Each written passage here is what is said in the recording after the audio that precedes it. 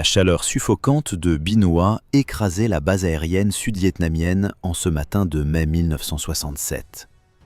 Le lieutenant-colonel Lou Weber observait avec inquiétude les 25 petits appareils argentés alignés sur le tarmac, fraîchement déchargés des énormes Lockheed C-141.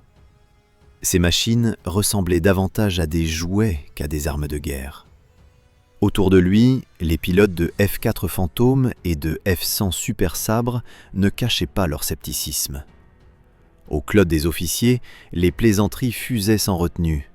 Les surnoms les plus moqueurs pleuvaient sur ces nouveaux venus ridicules. Mattel Marauders, comme les jouets en plastique que les enfants américains recevaient à Noël. Super Tweet, à cause du sifflement aigu et presque comique que produisait leur moteur français.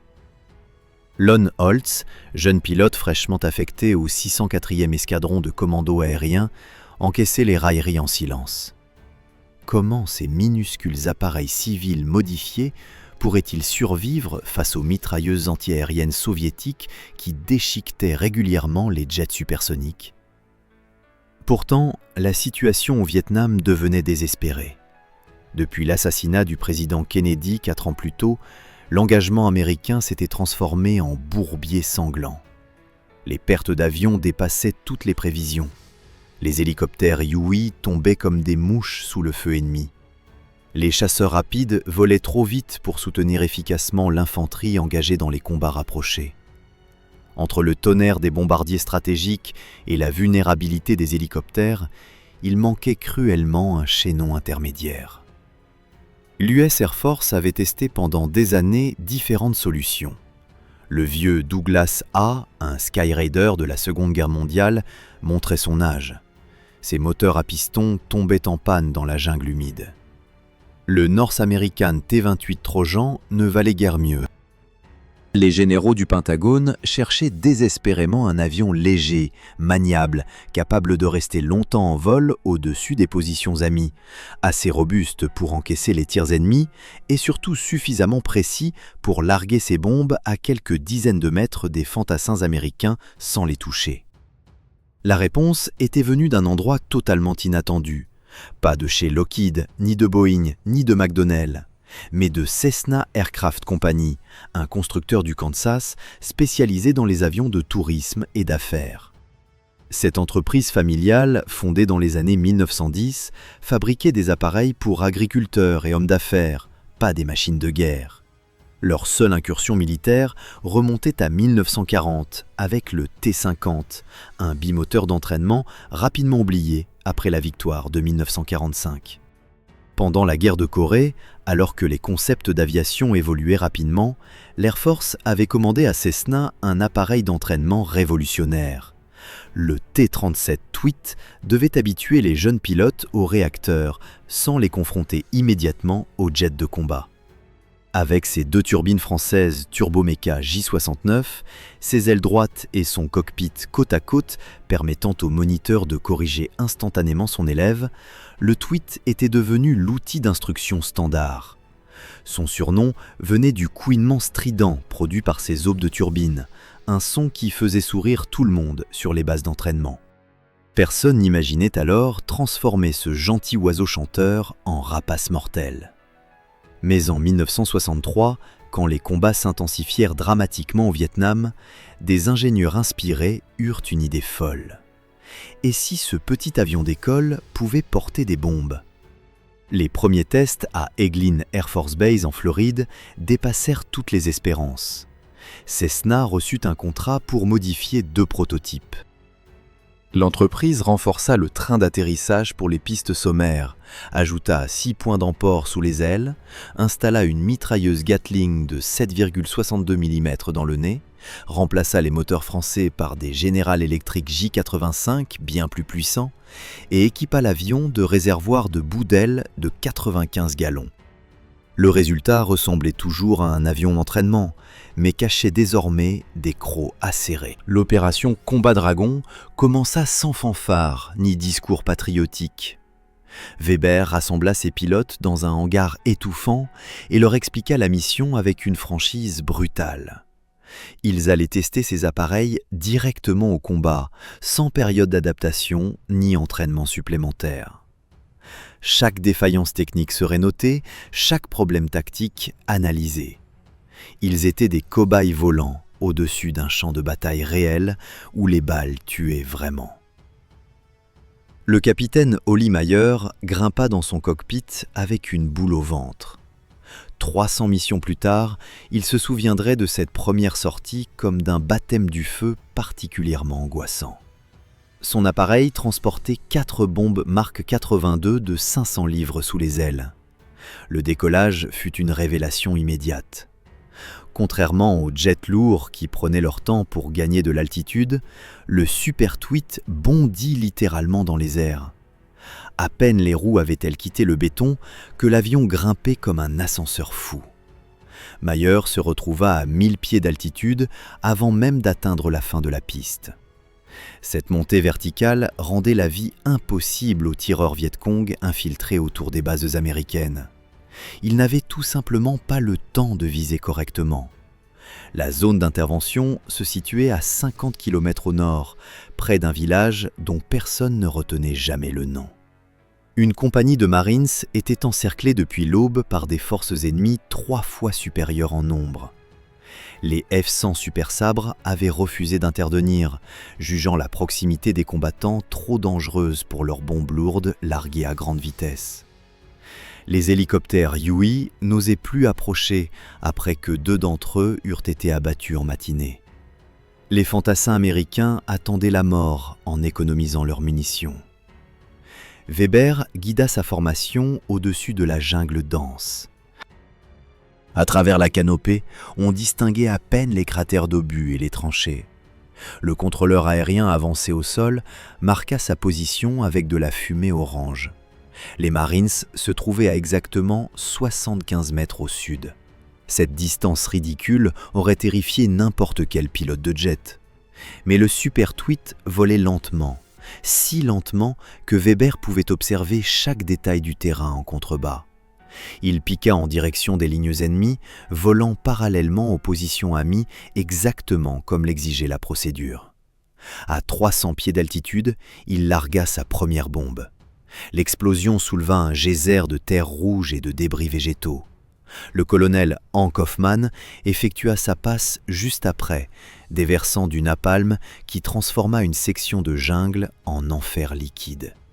Les transmissions radio explosèrent en cris de joie. Les Marines n'en croyaient pas leurs yeux. Ces petits avions ridicules venaient de placer leurs munitions avec une précision chirurgicale. Pas un seul éclat n'avait touché les positions américaines. Les Viet-Cong survivants tentèrent de fuir, mais les Super Tweets revinrent encore et encore, méthodiques, implacables. Meyer utilisa sa mitrailleuse Gatling pour la première fois. Les 7500 coups par minute créaient un rugissement continu, mais l'arme se révéla décevante, comme arrosée avec un tuyau d'arrosage, selon ses propres mots. Les projectiles de 7,62 mm manquaient de puissance pour perforer les abris sommaires. Il fallait vraiment viser avec une précision absolue pour obtenir des résultats, ce qui était presque impossible en volant à basse altitude au-dessus d'une cible mouvante.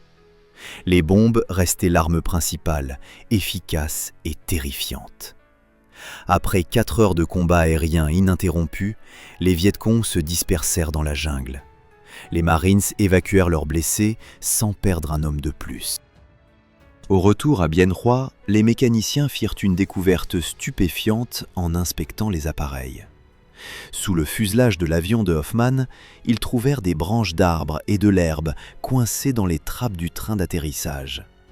Le pilote avait volé si bas pendant sa dernière passe qu'il avait littéralement tondu la cime des arbres sans s'en rendre compte. Cette obsession pour la précision allait devenir la marque de fabrique du Super Tweet. Les jours suivants confirmèrent les performances exceptionnelles de l'appareil. Les Viet-Cong, habitués aux F-4 Phantom et aux F-100 qui fonçaient à des vitesses supersoniques, compensaient naturellement leur visée en tirant très en avant des avions. Mais les Super Tweets arrivaient tellement plus lentement que les rafales de mitrailleuses passaient systématiquement devant eux. Les tireurs ennemis suranticipaient constamment, leurs traceurs dessinant des arcs lumineux dans le vide. Mayer observait ces gerbes de balles perdues avec un sourire narquois. L'ennemi gaspillait des milliers de cartouches sans jamais toucher sa cible. Le rythme opérationnel devint vite insoutenable. Les équipages du 604e escadron enchaînaient jusqu'à 6 sorties quotidiennes, décollant à l'aube pour ne revenir qu'après le coucher du soleil. Entre mai et décembre 1967, les Super Tweet effectuèrent 19 000 livraisons de bombes au-dessus du Sud-Vietnam. Un chiffre astronomique pour seulement 25 appareils. Les mécaniciens travaillaient jour et nuit, remplaçant les pièces usées, réparant les impacts de balles, nettoyant la boue et les débris végétaux qui s'accumulaient dans les moindres recoins. Contrairement au F-4 Phantom qui nécessitait des heures de maintenance sophistiquées après chaque vol, le Super Tweet suivait la philosophie KISS. Keep it simple, stupid. Garde ça simple, imbécile. Le sergent-chef Frederick Newman supervisait les réparations avec une satisfaction évidente. Cet avion ne demandait pas d'équipement high-tech ni de techniciens hautement spécialisés. Un bon mécanicien et des outils basiques suffisaient pour maintenir la flotte en état de vol. Les pistes sommaires criblées de trous d'obus ne posaient aucun problème grâce au train d'atterrissage renforcé. Pendant ce temps, les fantômes restaient cloués au sol dès qu'une pluie tropicale transformait le tarmac en bourbier. La guerre du Vietnam réclamait précisément ce genre de robustesse primitive. Les bases avancées n'offraient aucun confort, aucune infrastructure moderne. Juste de la terre battue, des tentes déchirées par le vent et des hangars de fortune. Dans ces conditions déplorables, les appareils sophistiqués devenaient des gouffres logistiques inutilisables. Le Super Tweet fonctionnait partout, tout le temps, sans se plaindre.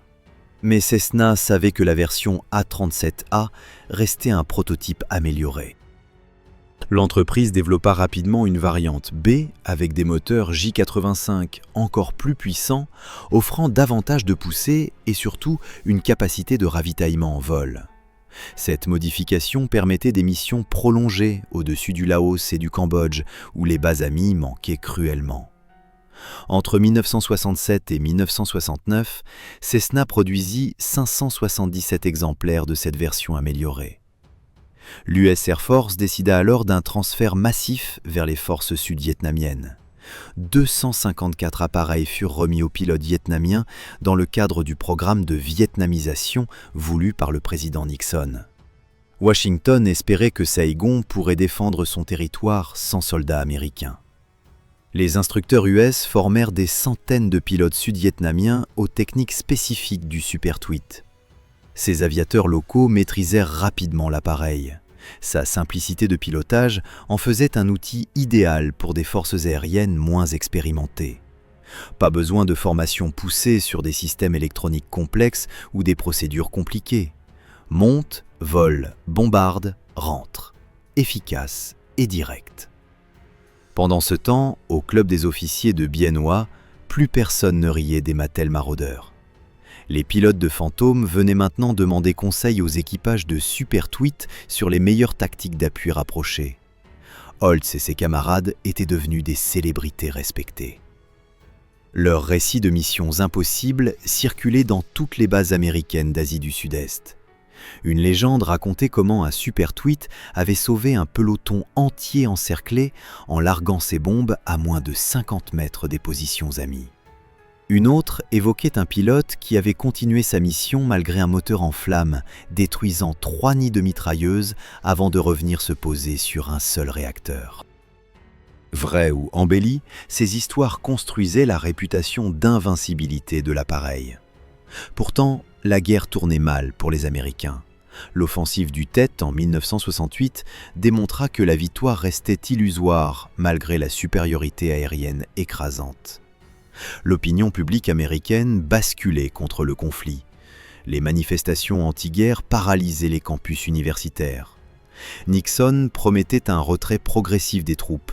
Les Super Tweets sud-vietnamiens restèrent en première ligne, tandis que leurs homologues américains rentraient progressivement aux États-Unis. Les pilotes de Saigon défendaient leur pays avec un acharnement désespéré. Ils connaissaient parfaitement le terrain, parlaient la langue locale, comprenaient la mentalité de l'ennemi. Leurs super tweets devinrent les gardiens du ciel sud-vietnamien, effectuant des patrouilles incessantes le long de la zone démilitarisée et au-dessus du delta du Mékong. Mais le matériel militaire ne gagne jamais les guerres à lui seul. La corruption rongeait le gouvernement de Saïgon, les désertions affaiblissaient l'armée. Le moral s'effondrait face aux sacrifices sans fin. Le 30 avril 1975, les chars T-54 nord-vietnamiens défoncèrent les grilles du palais présidentiel de Saïgon. En quelques heures, la capitale sud-vietnamienne tomba sans combat majeur. Sur les bases aériennes abandonnées dans la panique générale, les soldats communistes découvrirent un trésor militaire inespéré. Près de 200 super tweets parfaitement alignés attendaient leur nouveau maître. Les équipages sud-vietnamiens avaient fui vers la Thaïlande ou tenté de rejoindre les porte-avions américains au large des côtes.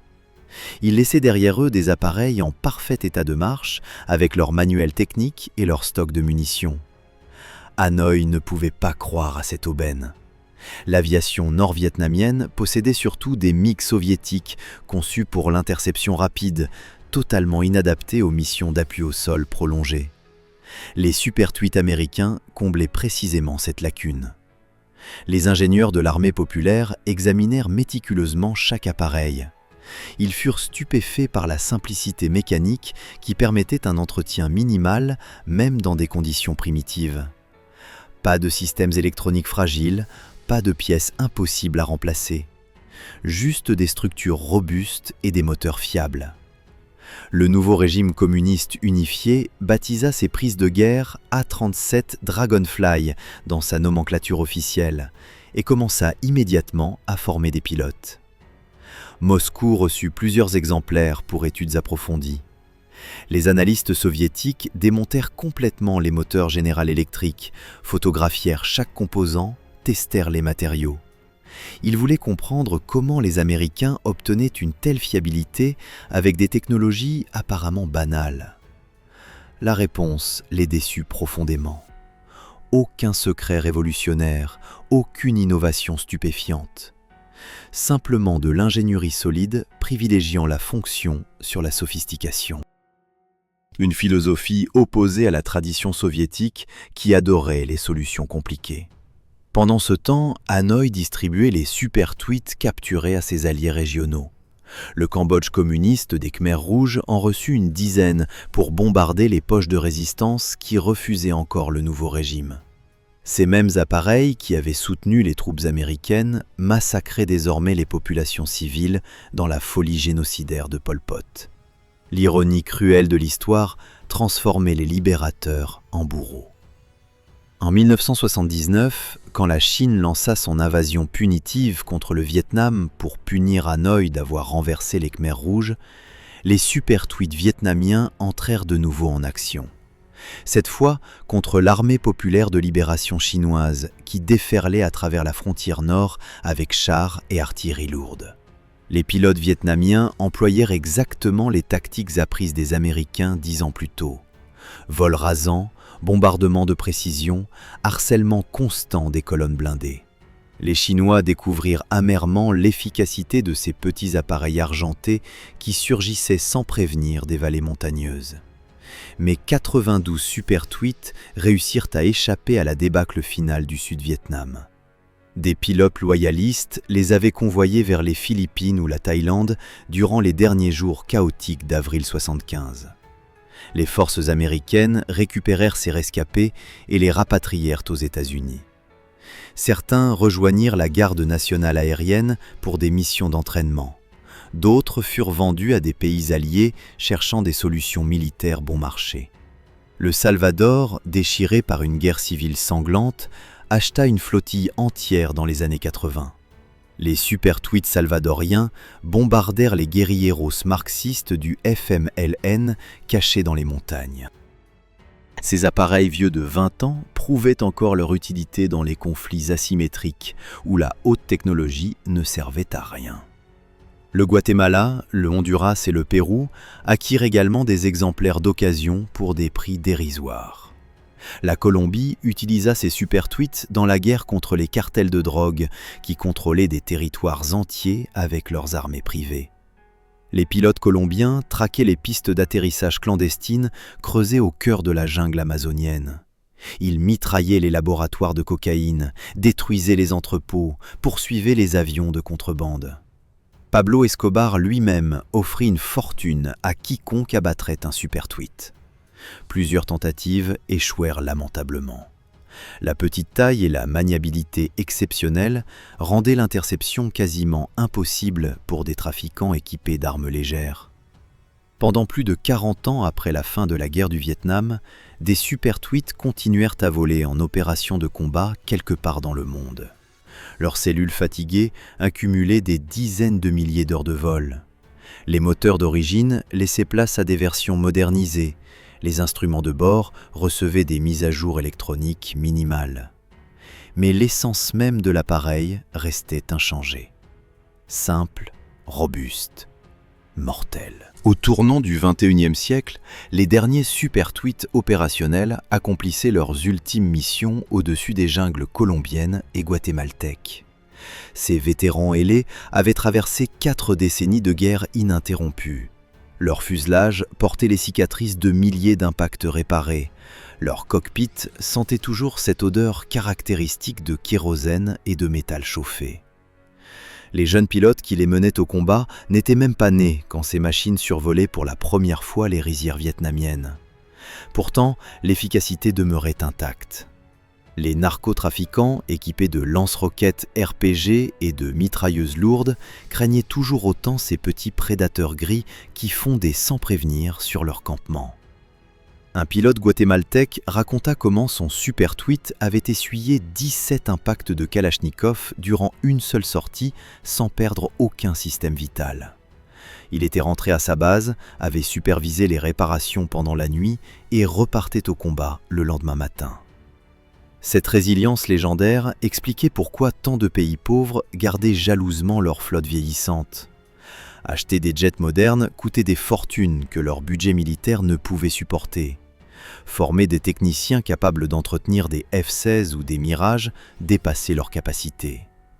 Le super tweet ne demandait rien de tout cela, juste du carburant, des bombes et un pilote déterminé. Quand l'auteur américain Robert Dorr interrogea des dizaines de vétérans pour son livre sur l'aviation de la guerre du Vietnam, tous répétèrent les mêmes éloges. Le sergent-chef Newman insista particulièrement sur la capacité de l'appareil à opérer depuis des terrains primitifs sans infrastructures sophistiquées. Pendant que les fantômes exigeaient des pistes parfaitement nivelées et des équipes de maintenance pléthoriques, le super tweet se contentait de presque rien. Cette modestie technique constituait paradoxalement sa plus grande force. Les musées militaires à travers le monde accueillirent progressivement les derniers exemplaires retirés du service actif. Le National Museum of the United States Air Force dans l'Ohio exposa fièrement l'un des 2 prototypes originaux qui avaient miraculeusement survécu. Cet appareil n'avait jamais combattu, passant directement des essais à la conservation historique. Les visiteurs pouvaient admirer sa livrée impeccable, toucher son fuselage lisse, s'asseoir dans son cockpit étroit. Mais cet exemplaire muséal ne racontait qu'une fraction de l'histoire. Les vrais héros dormaient dans des hangars poussiéreux au Salvador, au Pérou, en Colombie. Leurs peintures écaillées révélaient des couches successives de camouflage différents. Leurs carnets de vol totalisaient des chiffres vertigineux que peu d'avions militaires atteignaient jamais. Certains avaient largué plus de munitions que des bombardiers stratégiques. D'autres comptaient davantage d'heures de combat que toute une escadrille de chasseurs modernes. Ces machines anonymes incarnaient la philosophie oubliée qui avait guidé leur conception. L'arrogance technologique américaine adorait les solutions compliquées, les gadgets électroniques, les performances spectaculaires. Le super tweet crachait sur cette mentalité. Il préférait voler plutôt qu'impressionner, tuer plutôt que parader. Son héritage dépassait largement le décompte des victoires ou des missions accomplies.